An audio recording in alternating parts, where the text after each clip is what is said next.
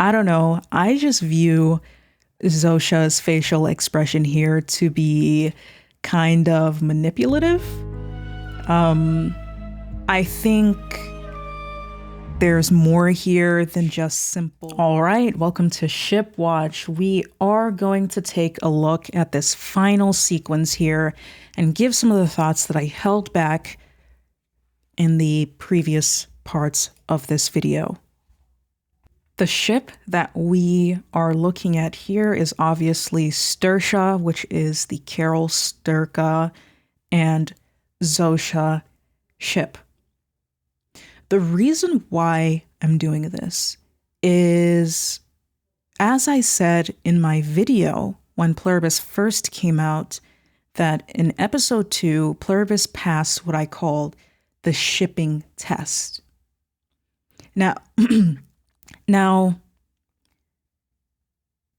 people tend to view shipping as something very cringy, something not worth talking about, something not worth analyzing. And I take a different approach. I view it as a very fascinating social phenomenon. I view it as a very fascinating exercise in narrative analyzation, narrative passion, and an expression of deep enjoyment of the character dynamics within a particular story. Now, what do I mean by that? In my video on Pluribus passing the shipping test, I compared shipping and the way that women behave when they ship, the way that they think when they ship, as being akin to the way that a grazing animal chews their cud. So I believe I compared it to a cow. Now, if you take a look at a cow in the open field, you'll often find that their mouth is moving as if they're chewing something, even though they haven't eaten recently. This is because the kinds of vegetation that these grazing animals, these cows, these, other animals that chew their cud, the vegetation that they eat is very difficult to digest. The plant itself, the grass, the weeds, the hay, they all have a protective layer around them that prevents the inner nutrients from being absorbed. So what these cows do is they eat the grass and they chew it and they break it apart, they grind it down with their teeth and they swallow it. The act of grinding it down with that initial first pass allows their stomach to extract some of the nutrients. But because the act of chewing it initially does not break down that outer protective shell over the whole course of the blade of grass, for instance, cows will regurgitate what they have eaten earlier in the day. They will regurgitate it into their mouth and chew it again. And they chew it again and they swallow it again. This time, more of that protective shell of the grass has been broken open, which allows their stomach to digest and absorb more of the nutrients. And the cow will do this continuously throughout the day. As they continuously graze, they will repeatedly regurgitate what they've eaten throughout the day, grind it down and down and down. This is called chewing cud, and then they will eat it.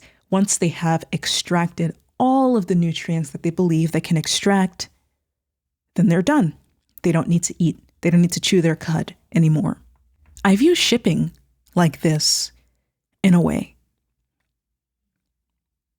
Women seem to want to reinspect and deeply analyze character dynamics in ways that the show simply doesn't have time to do, or doesn't want to do, or can't do. The act of shipping, from a social media standpoint, keeps the fandom, keeps the interest, keeps the theory crafting, keeps the analysis alive during periods of drought, the long wait times between seasons that we have nowadays. And from a corporate perspective, it's like free marketing, free R&D, free attention. And I am particularly interested in the legitimization of the thought patterns involved with shipping as a valuable metric by which to analyze a story, and a valuable metrics by which, various insights into whatever TV show or story is being consumed at the moment. So without further ado, let us get into the Stursia Shipwatch for episode 7, Gap. So Carol is sitting in her house. She's looking at this painting that she stole from the museum that she's hung up. It's a painting by painter Georgia O'Keeffe. I talked about her earlier when we discussed Carol's sections of this episode. Georgia O'Keeffe is a very famous, very legendary painter from the early 1900s. She's known for all sorts of things, most of which is her breaking down barriers for women in art, her attention to detail in terms of sensitivity in her paintings. As you can see, much of her paintings had to do with these very soft and delicate flowers. She was also a woman who challenged gender roles, right? She wore gender-neutral clothing for her time period when she was in New Mexico, and there is a museum in her name. Now, Carol took one of these paintings. I noted when she was in the museum that her smile when she was observing these Georgia O'Keeffe paintings felt genuine.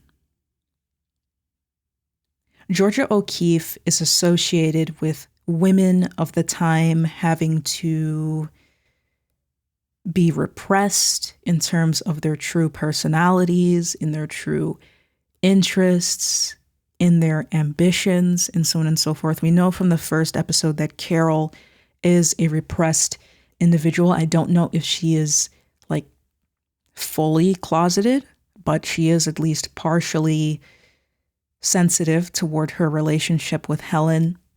She refuses to let her audience know that Raban was originally supposed to be a woman. She refuses to write the kind of book that she wants to write, which was Bitter Chrysalis, and instead chooses to write Blood Song of Waikaro. Now, I believe I heard one of the people involved with the show, I think it was Vince. One of them, it was either Vince, Ray, or Carolina.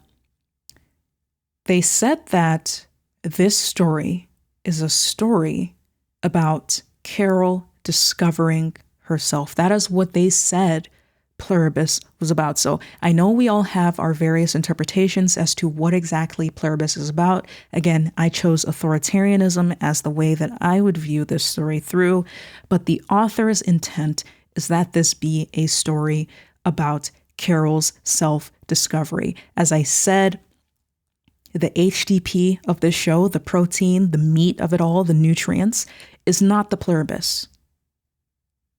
It is not the sci-fi aspect. That is the theme, that is the setting. Yes, it's important. But the meat of this show is Carol Sturka, her self-discovery, the character analysis of her, and the relationships that she will undergo. So after being isolated for over a month, she's finally cracked. She wants Zosia to come back. She wants the Pluribus hive to stop ignoring her. But before she makes that call, she stares at this painting by Georgia O'Keeffe, and the painting is called Bella Donna. It was painted by her in 1939.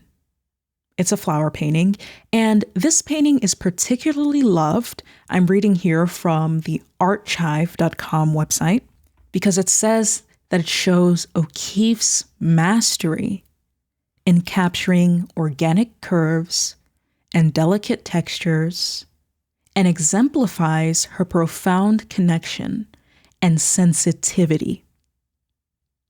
So we know that Carol is a character that is very abrasive.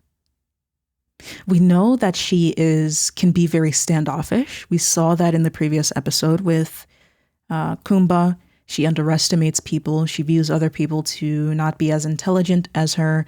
She takes a while to draw conclusions that other people drew quicker than her. But she assumes that other people wouldn't have been able to figure it out as quickly as she did.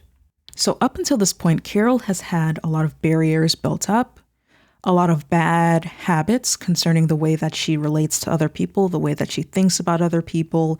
She is not someone who wants to be vulnerable at all.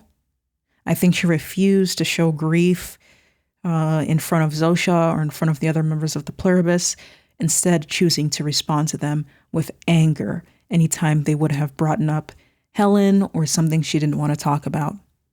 So I found it very interesting that this painting represents O'Keeffe's in touchness with sensitivity, as I believe that is the transition we are seeing with Carol in this episode, her transitioning from being abrasive towards Zosia, and by extension, the Pluribus, to allowing herself to be more sensitive and to show a more vulnerable side toward them.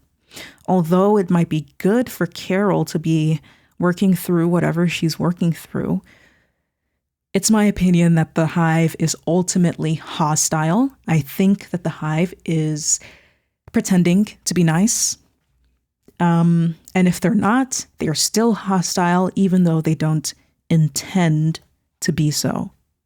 So they will certainly use this more vulnerable side of Carol, this opening up of Carol, this emotional extending that she is now doing to Zosia to their advantage.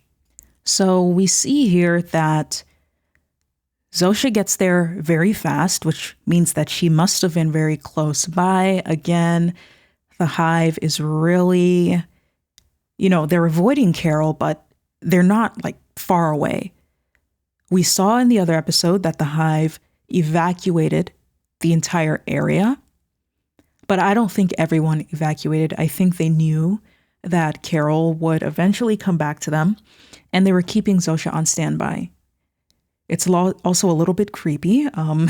Was Zosia just sort of, in like a powered down standby state, just staring at a wall in a building or a house or a hotel until Carol told her to come back? We don't know.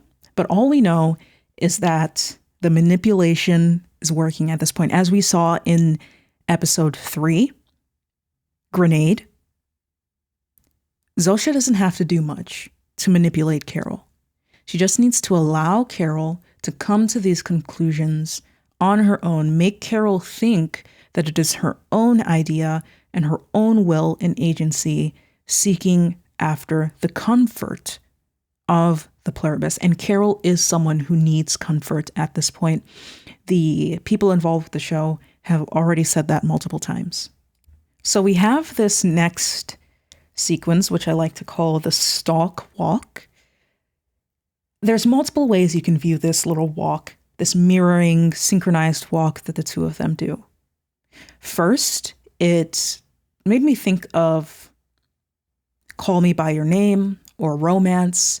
This is a technique that is used in a lot of movies or TV shows, this sort of walking in synchronization. Perhaps maybe there's a table in between them and they're walking across the table. They're both, not allowing the other person to get close. So they are mirroring each other's walks. In this case, they're walking toward the same direction. I also viewed it as Zosia, the Pluribus, looking a little predatory, right? We have Carol walking down, and Carol is taking her eyes off of Zosia. Zosia is not taking her eyes off of Carol at all, and she is mirroring Carol's behavior, sort of like a predator animal, a wolf, a coyote, would stalk its prey. Similarly, the Pluribus, the members of the Pluribus don't need to speak to each other because they already on the same wavelength. They already have access to each other's thoughts. There's no need for vocal language. We saw that a lot in episode 2. In this scene, we similarly see Zosia and Carol acting and understanding one another without speaking. It's almost as if Carol is becoming a part of the hive mind out of desperation for human connection, rather than actually being a member of the hive mind itself. Now, we cannot move past this scene without addressing the elephant in the room, which is the just married car that Carol picked up early in the episode. Now, I mentioned when she first picked it up that was going to, be something to watch out for as we continued in the episode. And then we had the scene of Carol at the diner.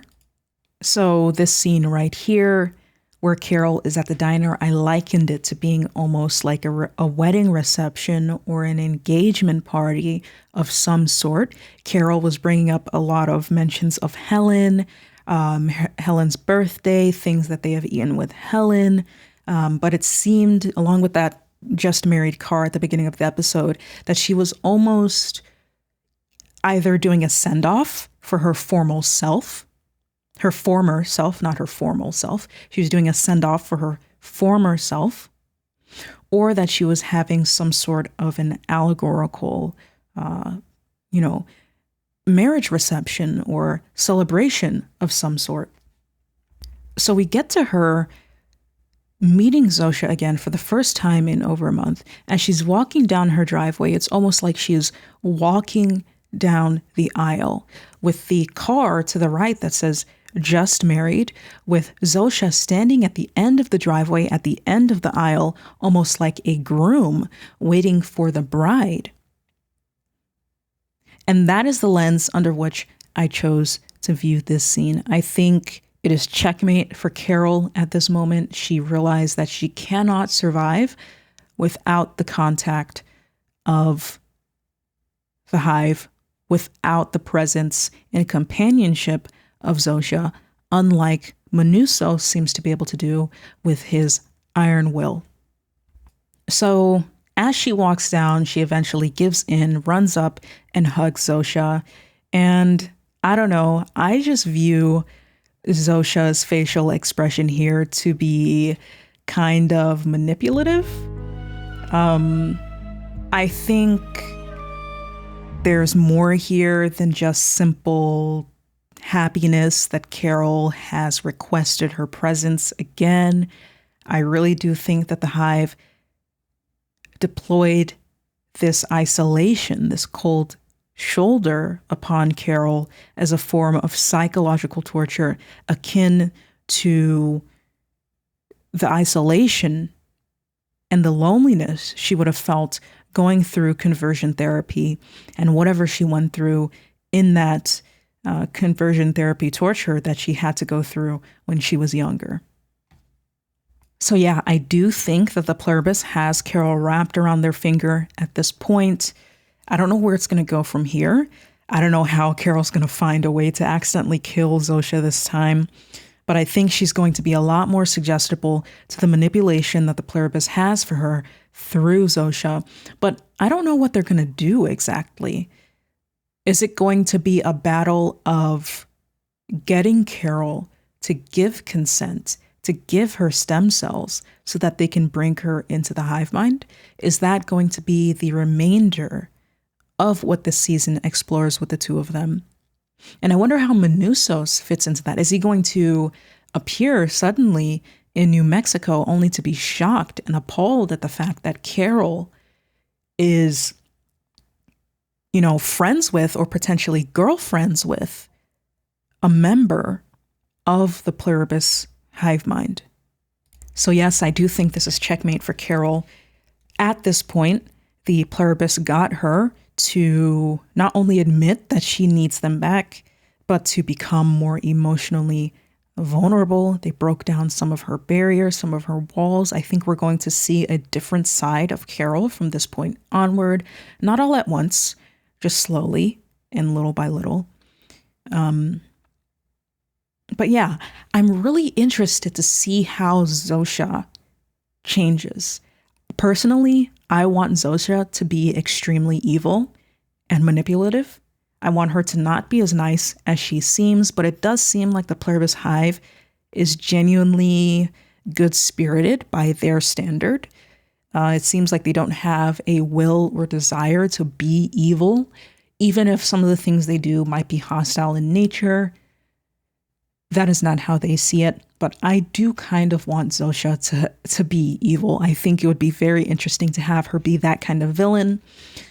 But yeah, let's see what Vince Gilligan and the writers and the actors, Ray, and everyone else has in store for us. To the people who are saying that the show is slow and that it's boring, I have no idea what you're talking about. Like I said, there might just be something wrong with you. You need to go to the doctor. I don't know what. You need to get off social media so your attention span can be fixed, can be healed. But for me, this is the most interesting show I have watched in a very, very long time. Let me know what you guys think. The Stursia ship is leaving the harbor. It is beginning to set sail, which means potentially bad things for Carol Sturka.